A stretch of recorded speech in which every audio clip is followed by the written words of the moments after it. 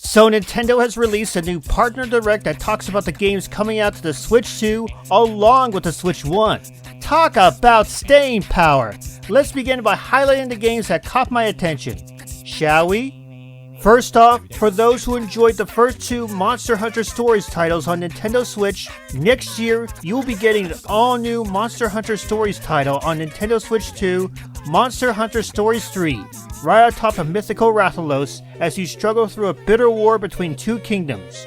No word if there'll be a physical release or a game key card release. Second off, thanks to the success of Katamari Damacy and We Love Katamari, an all-new Katamari game has been announced, Once Upon a Katamari.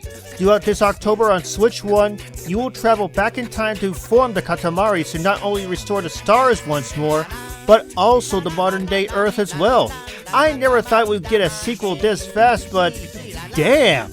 Looks like Katamari is here to stay for good. Third off, it looks like Dragon Ball Sparkling Zero is going to be getting a Switch 1 and Switch 2 release this November. And while the Switch 2 edition will be a game key card, the Switch 1 will have the base game complete on the card. It's still amazing that, even with the Switch 2, the Nintendo Switch is still getting games that may be too powerful for its own good. But that's not the only game getting the Switch 1, Switch 2 treatment. The original Plants vs. Zombies game, released back in 2009 that made it a household name, is getting a new remaster on October 23rd of this year, alongside PlayStations, Xboxes, and PC. Unlike Dragon Ball Sparkling Zero, there is no word about the physical version of the game for the Switch or the Switch 2. Just yet. We'll find out soon enough. And here's another game that's getting a Switch 1, Switch 2 treatment. Pac-Man World 2 Repack, due out on September 26th of this year. Like Dragon Ball, Pac-Man World 2 will be complete on the Switch 1 and a game key card on the Switch 2. Best of all, Martin T. Sherman, who voiced Pac-Man in Pac-Man World 3, will be reprising his role of Pac-Man exclusively for this game. And by the way, you know what version I'm aiming for, the Switch 1 Complete Edition. Now, I've never talked about this recently, but Final Fantasy Tactics The Evilist Chronicles, a remake of the PlayStation Classic, has been confirmed for the Switch and Switch 2. Game key card for the latter, complete for the former, due out on September 30th of this year. The one bad thing about this remake is that the War of the Lions content from the PlayStation Portable version will not be present. What a shame. I would have loved to check that out. So the one big news that came out is that for the first time in decades, a new Madden game has been confirmed for Nintendo Switch 2. Madden NFL 2026, due out on August 14th, only on Switch 2. Yes, it's a game key card, but only because the amount of space needed to download this game exceeds the 64GB cart limit. This is one of those scenarios where a digital purchase is far more recommended than a game key card. And I'm not kidding. No, folks, for this next entry, this is not Dead Space. What you are seeing is Chronos: The New Dawn, a horror game that takes inspiration from the franchise. Due out on September 5th, you journey back and forth through time and solve the nightmare that mankind has plunged itself into. In addition, this game will also come out on the PlayStation 5, Xbox Series, PC, and Mac. Though, I think EA should definitely port the original Dead Space to Nintendo Switch or the Switch 2. What do you guys think?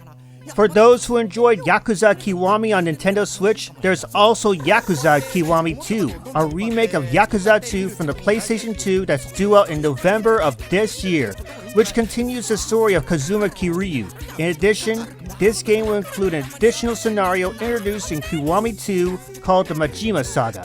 You know, if Sega chooses not to put this on a complete cart, then maybe Video Games Plus or Limited Run Games might be interested. An all-new adventure next year from the creators of Octopath Traveler and Bravely Default is due out sometime in 2026.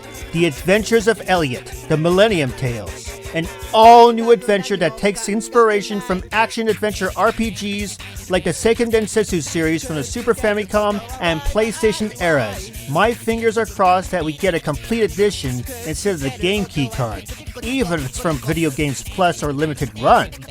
But speaking of which, a new Octopath Traveler game called Octopath Traveler 0 has been confirmed for December 4th of this year, setting your new custom character on a journey of restoration in the same HD 2D art style of its predecessors. Like with most games I listed, this will be on the Switch 1 and Switch 2, with the former getting a complete on-the-cart release, while the latter will be a game key card. Well, you know what I'm going for, folks.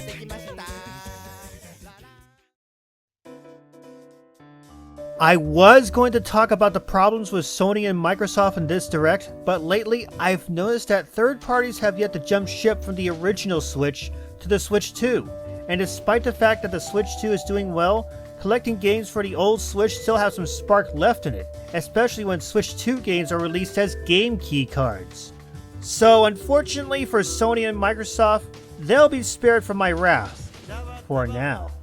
While game key cards are understandable due to their lower cost, it also shows that companies like Square Enix, Bandai Namco, Sega, Capcom, and other companies are unsure about releasing their games complete on a Switch 2 cart due to those development costs.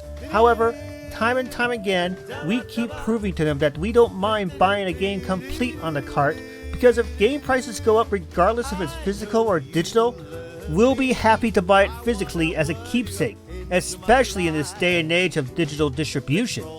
But it also shows that the Switch 1 will continue to have some staying power for a while. I think what this Direct shows is that third parties still have far better faith in the Nintendo Switch 1 than the Switch 2, especially to the fact that the Switch 2 is backwards compatible with Switch 1 games, hence why we're still getting Switch 1 editions and Switch 2 game key cards.